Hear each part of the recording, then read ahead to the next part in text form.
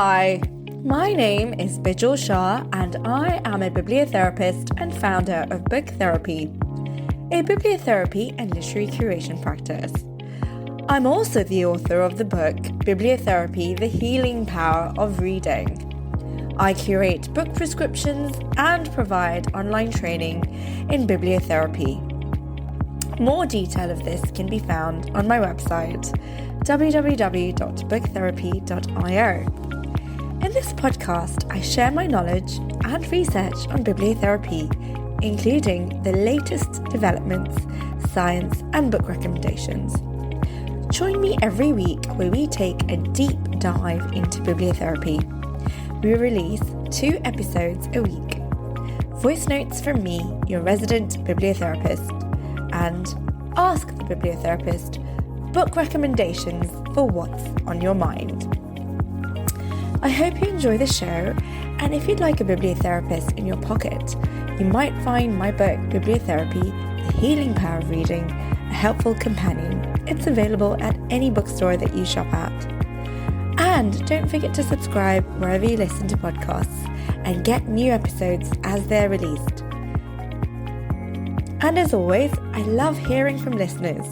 So if you'd like to get in touch, share any book recommendations or thoughts on bibliotherapy, you can do so at bijal@booktherapy.io. Thanks for listening. Hello and welcome back to Bibliotherapy with Bijal Shah. I'm so excited to be back with you for season 3 of our podcast, and I hope you enjoyed episode 1, which aired on Tuesday. My conversation with literacy coach and bookologist Stephanie Affinito on the power of literary journaling and reflective practice. Today, I want to talk about a topic close to my heart, women's empowerment. It's Women's History Month, and we just celebrated International Women's Day a few weeks ago. So much has been written in this space in recent years, with some increasingly important books to highlight. Throughout history, books have shaped movements and helped redefine what's possible. Whether through fictional heroines defying expectations or real-life women breaking barriers, literature helps us see the world and ourselves differently. Before we dive into specific books, let's take a moment to reflect on why these stories are so essential, why women's empowerment in literature matters. Books offer representation. Seeing strong female protagonists, leaders, and changemakers help us believe in our potential. They educate and inform. From historical accounts to feminist theory, books provide the knowledge we need to challenge societal norms. They're catalysts to social change. Books like The Handmaid's Tale have influenced real-world activism. When Atwood wrote it in 1985, she had a rule that every oppressive measure in the book had to be based on something that had actually happened in history. That makes it even more chilling. When we see its themes playing out today, it is extraordinary that this was allowed to happen. That historical grounding really adds another layer to its impact. Literature fosters solidarity. When we see our struggles reflected in stories, we feel less alone. Most importantly, books help us reimagine the world. They show us what is possible when barriers are broken and when women lead. Let's just recap quickly on some of the key messages from International Women's Day 2025. This year's theme, Accelerate Action. It's a powerful call to urgency. While progress has been made, studies suggest that it could take over a century to close the gender gap unless we take bold, immediate steps. Here are some of the key focus areas for this year and how they connect to the books we'll discuss today. Firstly, forging women's economic empowerment. Financial independence is key to freedom. Women continue to face wage gaps, workplace discrimination, and barriers to entrepreneurship. Here are two excellent books, one fiction and one non-fiction, that focus on women's economic empowerment. The fiction, we have The Henna Artist by Alka Joshi. This book, set in 1950s India, follows Lakshmi, a woman who escapes an abusive marriage and builds a successful career as a sought-after henna artist for the elite of Jaipur. Through resilience, skills, and business acumen, she creates financial independence in a society that limits women's economic mobility. This novel beautifully explores themes of self-sufficiency, entrepreneurship, and breaking free from societal constraints. This empowering book is both a financial guide and a manifesto for women taking control of their economic future. The second theme at Women's International Day 2025 was recruiting, retaining, and developing diverse talent. Workplaces thrive when they embrace diversity, yet women, especially women of colour, remain underrepresented in leadership. For fiction, we have The Other Black Girl by Zakiya Delilah Harris. This novel follows Nella, the only black employee at a prestigious publishing house, who is thrilled when another black woman, Hazel, is hired. However, as Hazel quickly rises in the company, Nella begins to question workplace dynamics, microaggressions, and the true cost of fitting into a corporate culture that wasn't designed for her.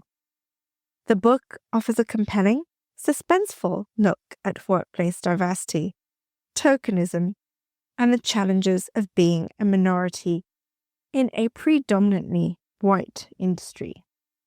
The third theme was supporting women in leadership, decision-making, business, and STEM. Women belong at the head of the table. They're still underrepresented in politics, business, and STEM fields. For this, I have a very popular book called Women Who Run with the Wolves by Dr. Clarissa Pinkola Estes. In Women Who Run with the Wolves, Myths and Stories of the Wild Woman Archetype, Dr. Clarissa Pinkola Estes, a Jungian psychologist and cantadora, i.e. keeper of old stories, offers a powerful and transformative exploration of the instinctual and wild nature within every woman.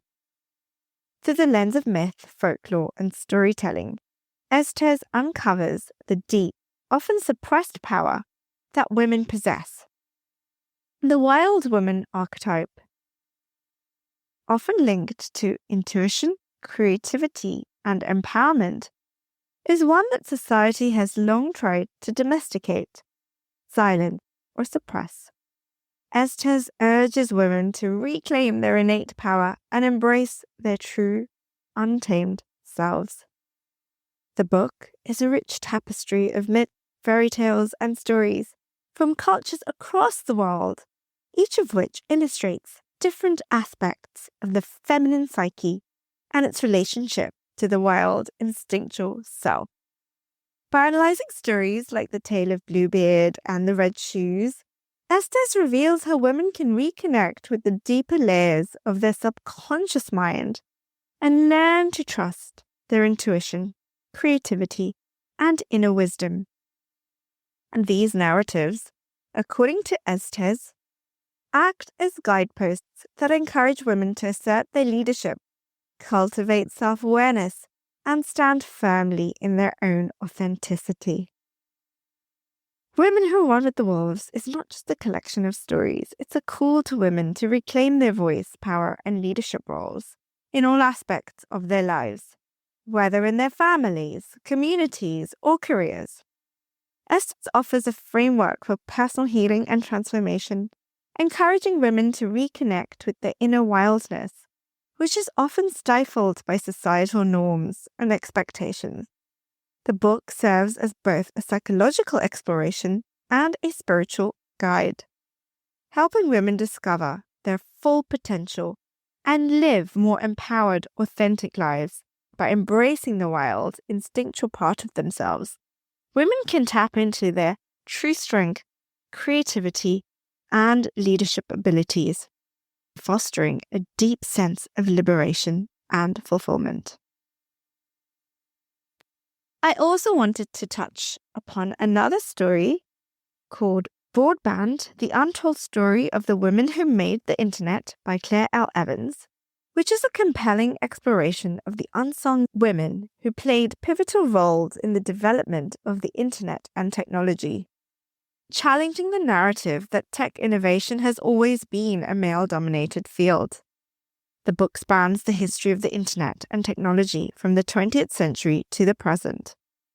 In Broadband, Evans highlights a wide range of women from early pioneers in computer science to modern-day hackers and engineers who made groundbreaking contributions in fields like programming, cybersecurity, software development, and artificial intelligence. Through meticulous research and engaging storytelling, Evans presents the histories of figures like Ada Lovelace, who is often credited as the first computer programmer, to more contemporary figures like Radia Perlman, whose work in networking helped lay the foundation for the Internet. These women, many of whom faced significant gender-based barriers, were integral in shaping the technological landscape, yet their stories have been marginalized or forgotten. Broadband examines the systemic issues that have historically excluded women from the tech industry. Evans addresses the gender bias that have kept women from receiving the recognition they deserve, as well as the ways in which women have had to navigate a male-dominated environment in order to succeed. At the same time, the book celebrates the resilience and ingenuity of women who fought against these odds, carving out spaces for themselves and future generations in the world of technology. The fourth theme, and one that is really important to me personally, is designing infrastructure that meets the needs of women and girls. From transportation to healthcare, cities and institutions are often built with men as the default. In Invisible Women, Caroline Criado Perez uncovers the pervasive and often hidden gender bias in the way data is collected and used in every facet of society.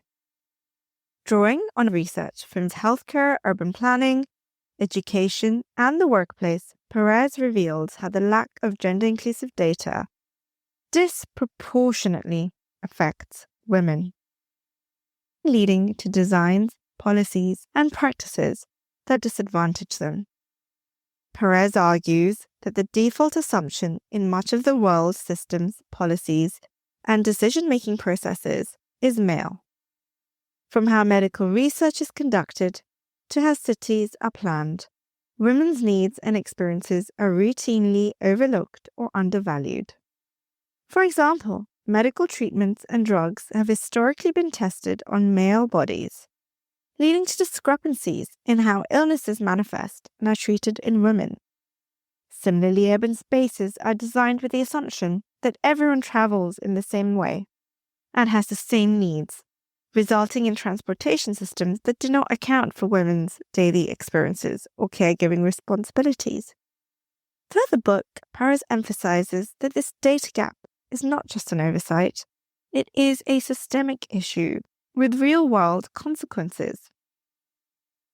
Women are often left to navigate environments that were not designed for them, leading to issues like unequal access to healthcare, lower economic participation, and higher levels of violence and safety concerns. Perez uses compelling real-world examples to highlight how these biases manifest in everyday life, showing the harmful effects of a world built on incomplete and skewed data. Ultimately, Invisible Women is both a critique and a call to action, and it's a rallying cry for gender equality in data collection, and a visionary look on what a more inclusive and fair society might look like. And of course, I touched on The Handmaid's Tale before by Margaret Atwood. It's a chilling dystopian narrative set in the near future where a totalitarian regime has taken control of the United States. In this oppressive society, women have been stripped of their rights, their autonomy, reducing them to mere vessels for reproduction. At the heart of the story is Offred, the protagonist and a handmaid, a woman whose sole purpose is to bear children for the ruling class of men and their wives.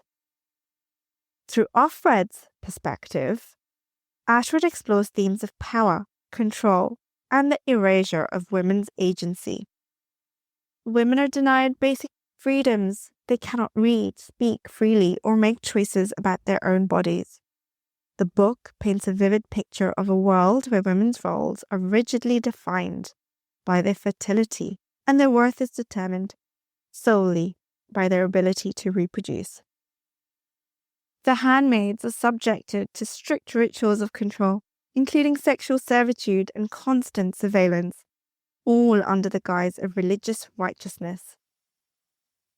In this environment, women are deprived not only of their rights, but also of their identities, as their names are replaced by those of the men who own them. Offred means off-Fred, the name of the man she is assigned to. Atwood's dystopian vision serves as a stark warning about the dangers of systems that ignore or disregard women's needs and rights. The book touches on real-world issues related to gender equality, reproductive rights, and the ways in which women's bodies have historically been controlled and politicized. The Handmaid's Tale critiques the intersections of patriarchy, religion, and authoritarianism, and it remains a powerful commentary on the fragility of women's rights and the ways in which power structures can easily be manipulated to subjugate the most vulnerable. The Handmaid's Tale is a haunting reminder of the potential dangers of unchecked political power and the need for vigilance in protecting women's rights, freedoms, and agency. It stands as a chilling yet hopeful reminder of the resilience of the human spirit, and it is more relevant today than ever before. The fifth theme of International Women's Day was helping women make more informed health decisions. This one is significant for me because women's health has always taken a backseat. From reproductive rights to mental health, women need autonomy and education to make informed choices. The XX Brain by Dr. Lisa Mosconi is a really good read on this. Dr. Lisa Mosconi, a renowned neuroscientist and expert in brain health, explores the unique neurological traits of women's brains and how these differences impact cognitive function, mental health, and disease prevention. Building on the growing body of research that shows gender-based differences in brain structure, hormones, and brain chemistry, Mosconi offers a comprehensive look at how women's brains age and how they respond to stress, and how diseases like Alzheimer's and dementia disproportionately affect women. Mosconi highlights the importance of understanding the biological factors that shape women's brain health, and that women's brains require specific care, attention, and intervention. Unlike the male brain, which has been the focus of much of scientific research, women's brains are influenced by unique hormonal cycles, including the reproductive hormones, estrogen and progesterone. These play a significant role in cognitive function and mental health, and Mosconi argues that acknowledging and understanding these differences is critical for effective healthcare. She provides actionable advice for women to optimize their brain health, including diet, exercise, and lifestyle changes that promote cognitive function and protect against neurological diseases. The book empowers women to understand their brains better and advocate for their health in ways that are tailored to their unique neurological needs. Other notable themes of International Women's Day was elevating women's participation in sports, from media representation to pay gaps. For this, I have a wonderful memoir by Abby Wambach called Forward. In Forward, legendary soccer player Abby Wambach shares her personal journey from a young girl with a passion for soccer to becoming one of the most celebrated athletes in US history. As a two-time Olympic gold medalist and FIFA Women's World Cup champion, Wambach broke records and led her team with fierce determination.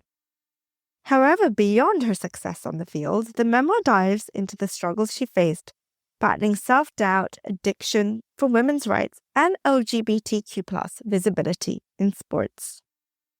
Wambach's journey teaches readers that setbacks can be stepping stones to success, and that using one's platform to advocate for equality can create lasting change.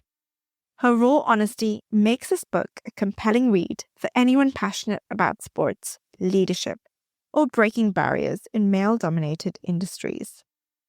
Lastly, women's voices in literature, music, film, and the arts must be celebrated. And I just wanted to mention a few books across nonfiction and fiction that showcase women's art and celebrate their history within the arts. Broad Strokes, 15 Women Who Made Art and Made History, in that order, by Bridget Quinn, is a fascinating look at trailblazing women artists who were often overshadowed.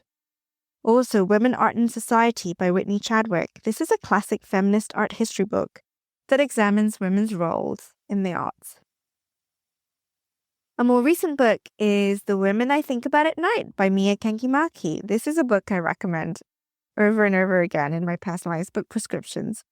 It's brilliant. It's a blend of travelogue, memoir, and biography, following the footsteps of inspiring women artists and adventurers from Karen Blixen to Yo-Yo Kusuma. It's really a love letter to travel literature and the arts. And I have The Passion of Artemisia by Susan Vreeland. This is a historical novel about Artemisia Gentileschi's struggles as a woman painter. And lastly, just to recap, why does literature matter in women's empowerment? Books are more than stories.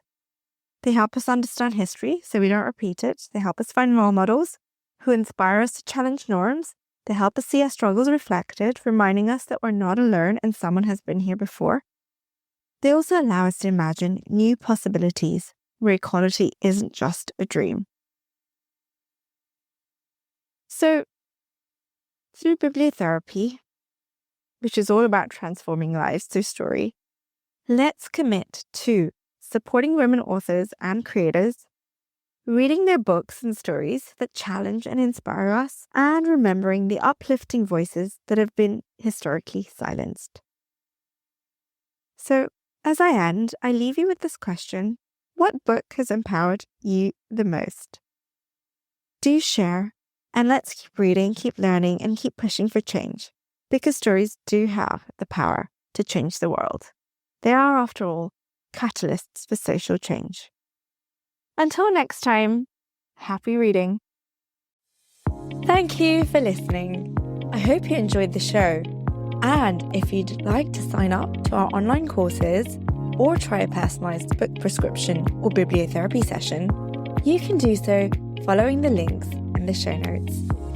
And as always, I love hearing from listeners, so don't hesitate to drop me an email at bijal@booktherapy.io.